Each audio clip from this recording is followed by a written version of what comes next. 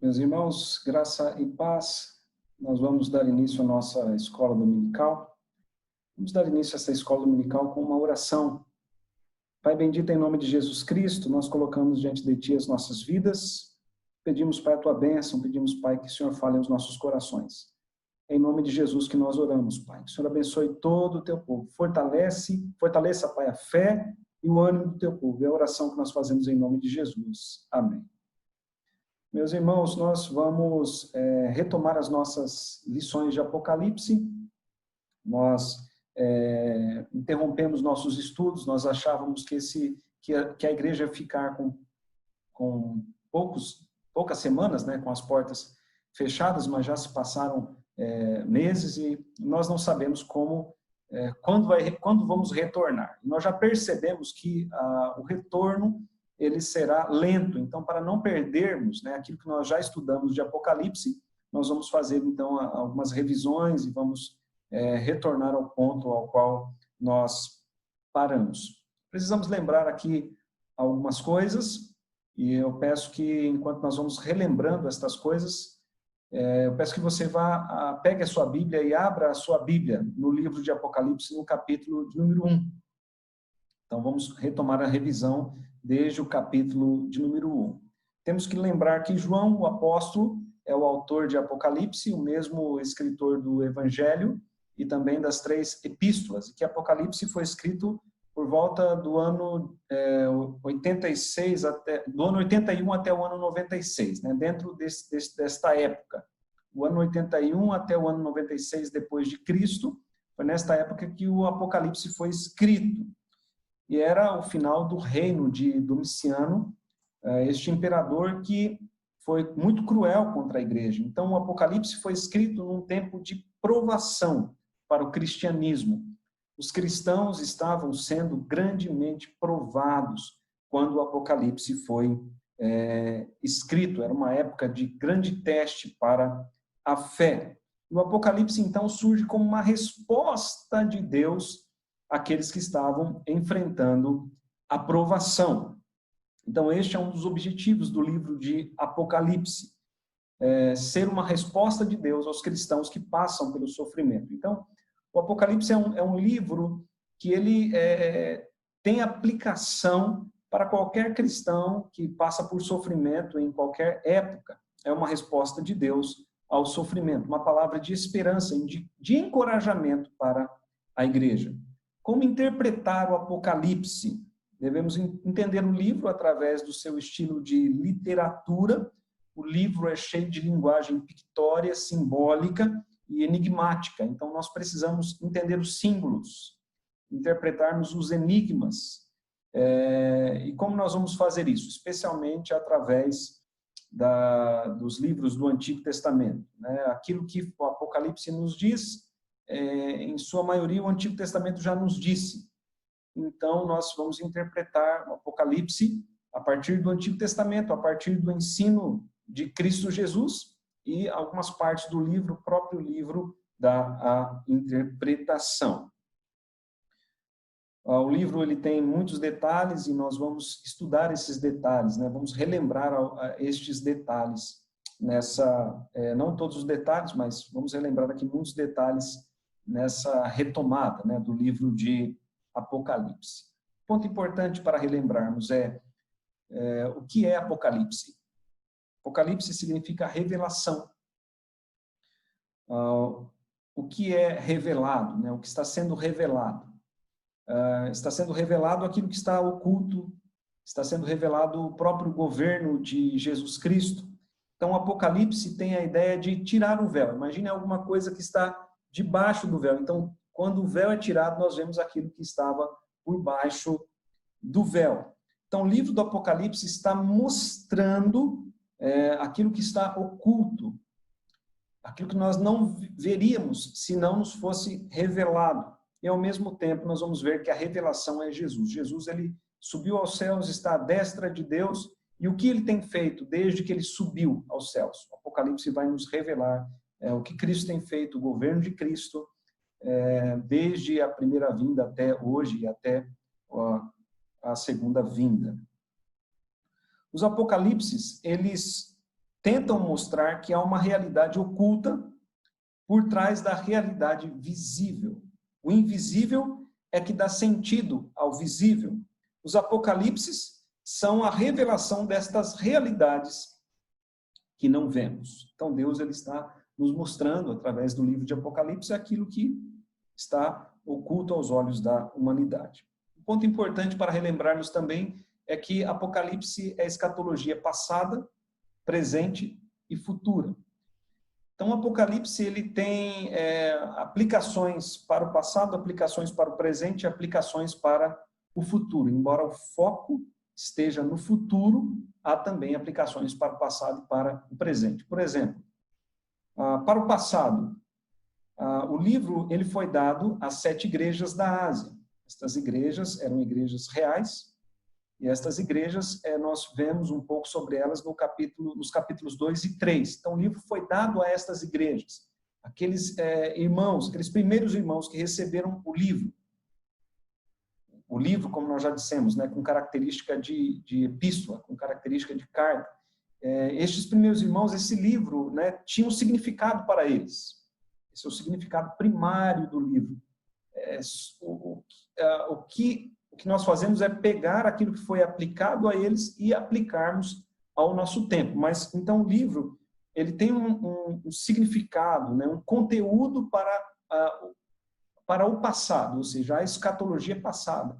Muitas coisas já aconteceram, já foram cumpridas. Mas há também uma escatologia presente. Por exemplo, o livro de Apocalipse ele vai trazer um forte encorajamento para a igreja, para que a igreja se santifique, para que a igreja pregue o evangelho. Então, praticamente em todo o tempo, Deus vai estar dizendo, né, Jesus vai estar dizendo que a igreja deve se santificar e a igreja ela deve evangelizar. A igreja jamais deve esmorecer no seu ofício de evangelização. E o livro vai falar muito sobre o futuro o tempo todo. O livro vai estar apontando para o juízo divino, para o juízo vindouro e também para o retorno eminente de Jesus Cristo. Nós não devemos estudar Apocalipse apenas com curiosidade. Lógico que a curiosidade faz parte, né, do ser humano e a curiosidade também nos leva a uma busca mais profunda, até pelo conhecimento de Deus. Mas isso não deve ser o nosso objetivo primário, né? A curiosidade, alimentar a curiosidade. Mas o nosso objetivo deve ser buscarmos as verdades de Deus para sermos encorajados diante das dificuldades que testam a fé, muitas vezes até ao seu limite máximo. Então, meus irmãos, nós devemos estudar este livro com o coração desta maneira, né? Procurando sermos encorajados por Deus diante das dificuldades que testam a fé até o seu limite máximo. Nesses dias, nós temos passado por dificuldades, a fé tem sido provada, a fé tem sido testada, mas Deus é o nosso auxílio, o nosso ajudador. E o Apocalipse, ele tem muitas aplicações para dias como os nossos. Então, vamos ver aqui, eu tenho aqui a Bíblia, né, aqui ao lado. Vamos ver aqui os primeiros versículos de Apocalipse. Revelação de Jesus Cristo, ou seja, Cristo está revelando aquilo que estava oculto, aquilo que de outra forma não conheceríamos, está revelando a sua igreja. Revelação de Jesus Cristo, que Deus lhe deu para mostrar aos seus servos as coisas que em breve devem acontecer. Ou seja, o objetivo do livro o livro tem como objetivo mostrar as coisas que em breve devem acontecer. Porém, nós estamos no ano 2020, muitas coisas já aconteceram, algumas coisas estão acontecendo e algumas coisas ainda acontecerão. Veja só, e que ele, enviado por intermédio do seu anjo, notificou a seu servo João, qual atestou a palavra de Deus e o testemunho de Jesus Cristo quanto a tudo o que viu. Então, essa revelação, ela foi dada pelo Pai ao Filho, o Filho entregou ao anjo, o anjo entregou a João, e João entregou à igreja. E é assim, então, que esta revelação, ela chegou a nós. João registrou toda a revelação e ele entregou à igreja. Então veja o versículo de número 3. Bem-aventurados aqueles que leem e aqueles que ouvem as palavras da profecia e guardam as coisas nela escritas, pois o tempo está próximo. Então aqui há uma bem-aventurança, né? Parece aqui a primeira bem-aventurança do livro. No livro todo aparecem 7 bem-aventuranças. Então aqui nós temos a primeira bem-aventurança. E bem-aventurado é feliz, é abençoado, né? Quem são esses abençoados? Aqueles que leem, aqueles que ouvem as palavras da profecia. Porém, no primeiro século, o texto no seu original diz bem-aventurado aquele que lê e aqueles que ouvem, porque naquela época um lia e os demais ouviam. Nem todas as pessoas tinham acesso à leitura, nem todas as pessoas tinham o privilégio de ter o livro impresso em suas mãos. Meus queridos irmãos, esse é um grande privilégio que nós temos em nossos dias. Todos nós temos a Bíblia em mãos e podemos lê-la, podemos examiná-la, podemos estudá-la. E nós temos a Bíblia impressa, temos a Bíblia online. Hoje temos a Bíblia em áudio, ou seja, hoje não há desculpas para não ler as Escrituras. E quão pouco o povo de Deus tem lido a Bíblia. Nós precisamos ler mais a Bíblia, nós precisamos conhecer a palavra de Deus. É uma bênção, é uma bem-aventurança poder ler e ouvir a palavra de Deus. E eu quero encorajar você a ler mais a Bíblia, a decorar versículos bíblicos, a se aprofundar nas Escrituras sagradas. Veja só que ele diz que bem-aventurado é aquele que lê, aquele que ouve e aquele que guarda as coisas que foram aqui escritas. Então, são 3 tempos, né? Ler, ouvir, guardar. Guardar aqui tem a implicação de observar, de obedecer. A teologia, ela é para a vida e para a prática. Se nós tivermos conhecimento das Escrituras, mas não vivermos esse conhecimento das Escrituras, então será um conhecimento inútil, inócuo, sem valor algum. A teologia é para a vida, a teologia tem que ser aplicada, né? A teologia tem que ser aplicada ao nosso dia a dia. E veja o que ele diz aqui, né? Que nós somos abençoados, né? Por que nós somos abençoados em receber essa revelação? Porque somos tão abençoados em conhecer esta revelação? Pois o tempo, né? Veja aqui, ó. Pois o tempo está próximo. Ou seja, todas as palavras que estão escritas aqui, elas vão se cumprir rapidamente, e Jesus Cristo, ele já está voltando. Então, quando nós menos imaginarmos, tudo já terá se cumprido. Ah, pastor, mas está demorando tanto, nós já estamos em 2020, mas pense comigo, nossa vida é tão breve. Nós estamos em 2020, mas nós não vivemos 2020 anos. A nossa vida aqui é breve. E as profecias, elas estão se cumprindo. Elas estão acontecendo. Por isso, meus irmãos, nós precisamos estar em oração, pois o tempo, ele está próximo. O tempo, ele está próximo. Deixa eu tirar aqui marcar texto por 1 minuto. Ok. Deixa eu voltar aqui, só um minutinho aqui, irmãos, deixa eu organizar aqui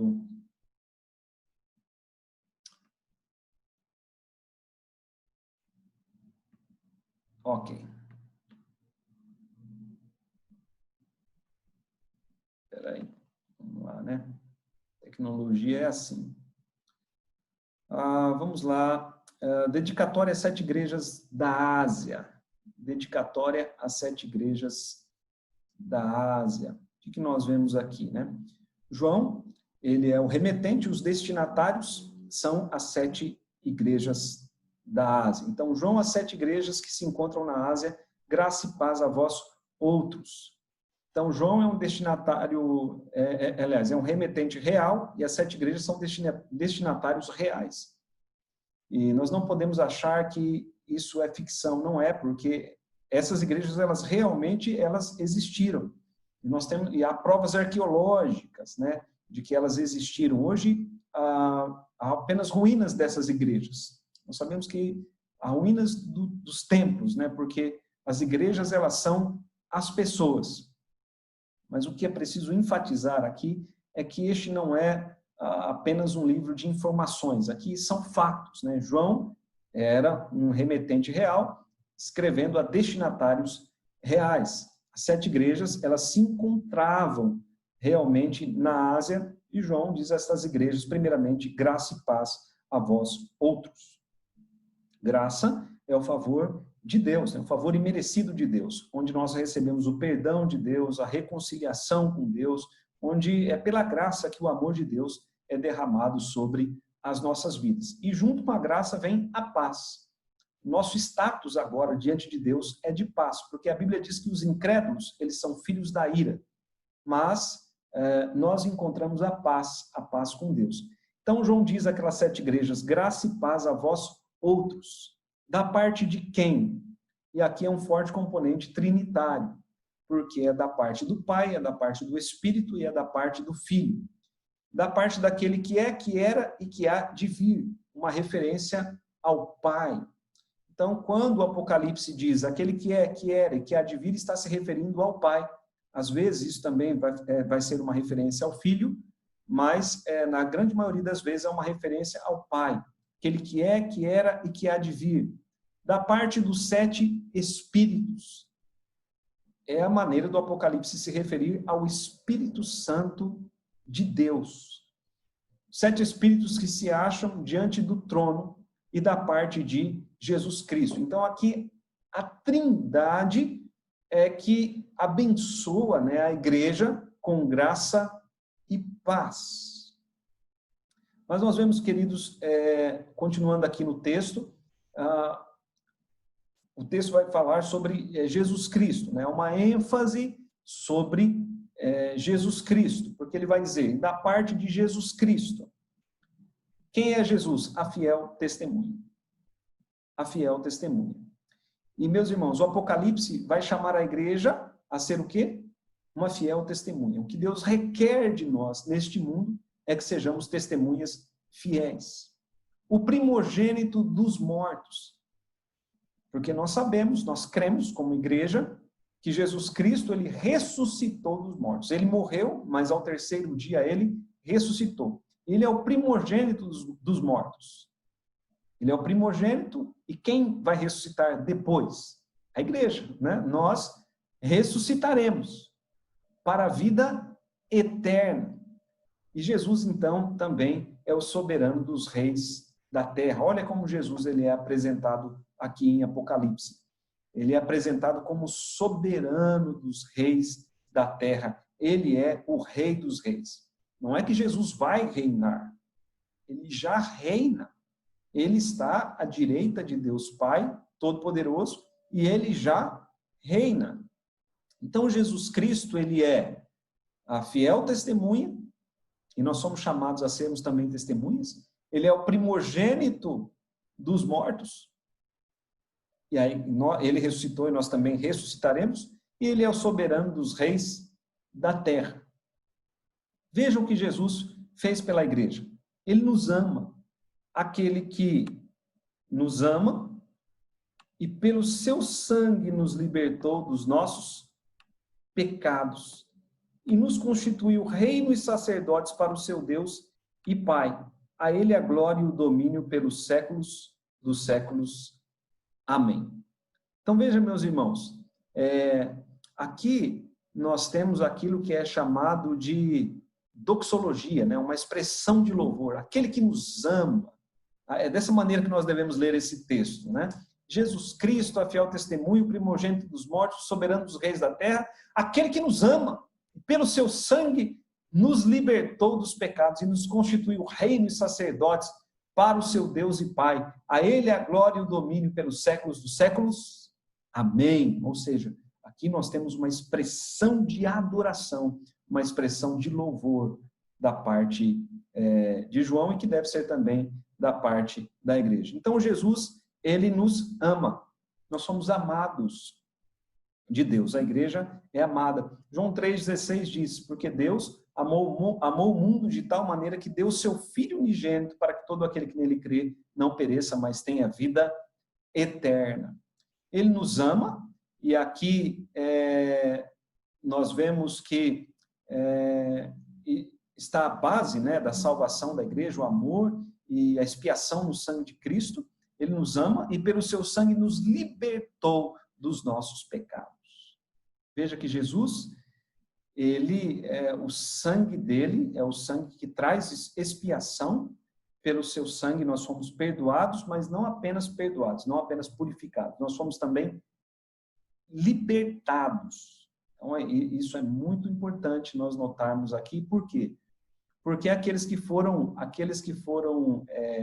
salvos, eles foram purificados dos seus pecados, mas eles também foram libertados.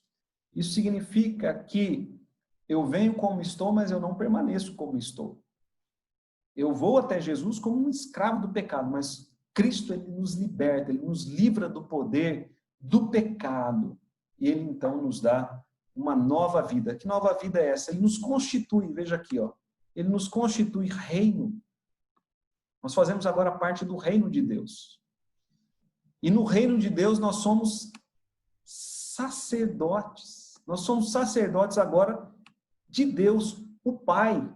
Veja, meus irmãos, que grande privilégio é esse que temos. O status no qual Cristo nos colocou agora no Novo Testamento. Como sacerdotes, nós temos que viver uma vida de santificação e nós também devemos viver uma vida de serviço e de evangelização. Como sacerdotes, nós devemos viver diante de Deus, perante a face de Deus. Cristo, ele nos constituiu reino e sacerdotes para o seu Deus e Pai. Então, a ele a glória e o domínio pelos séculos dos séculos. Amém. Então, como nós dissemos aqui, a parte B do versículo 5 e o versículo 6 são uma expressão de louvor, uma expressão de adoração, de exaltação a Deus. Então, veja aqui, né? Eis que vem com as nuvens. E aqui está falando da volta de Jesus.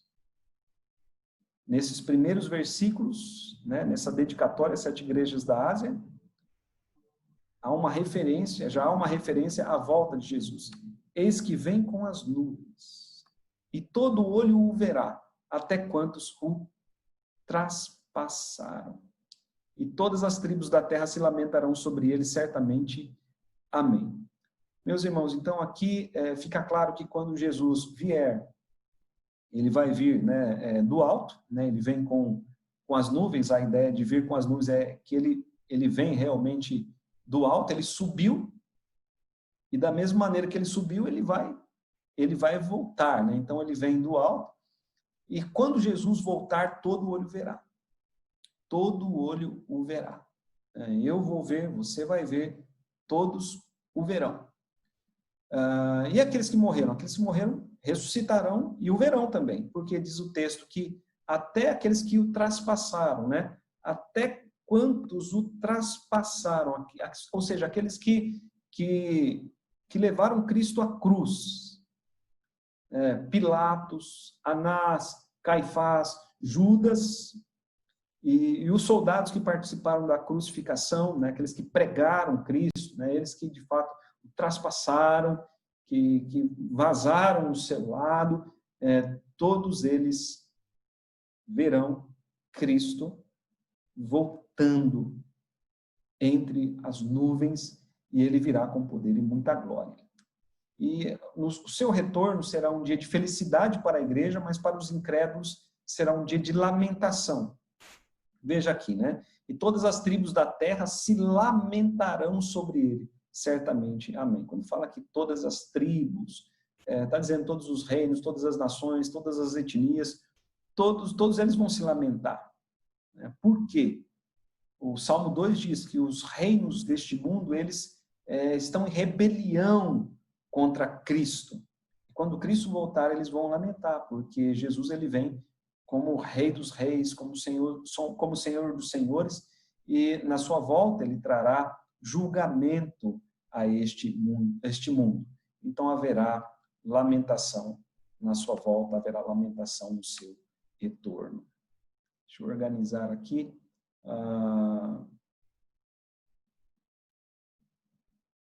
Ok, vamos ver aqui o versículo. Nós vamos até o versículo de número 9. Então, vamos ver aqui o versículo 8 e o versículo de número 9 agora.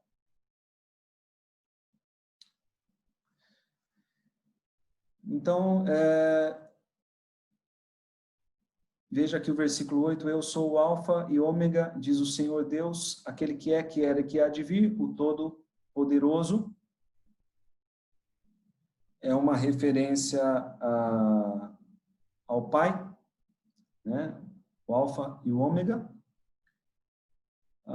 Alfa, a primeira letra do alfabeto grego, ômega, a última letra do alfabeto grego.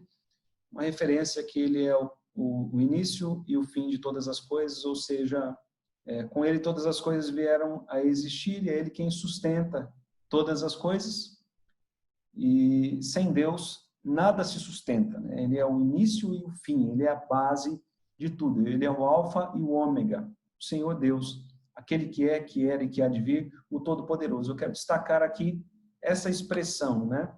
Todo-Poderoso, Todo-Poderoso. O que significa isso?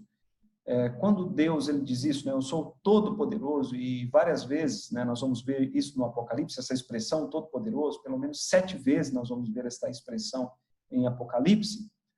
O todo-poderoso é a garantia de que todas as profecias do livro se cumprirão, porque Deus ele tem poder para cumprir tudo aquilo que ele disse nas Escrituras Sagradas.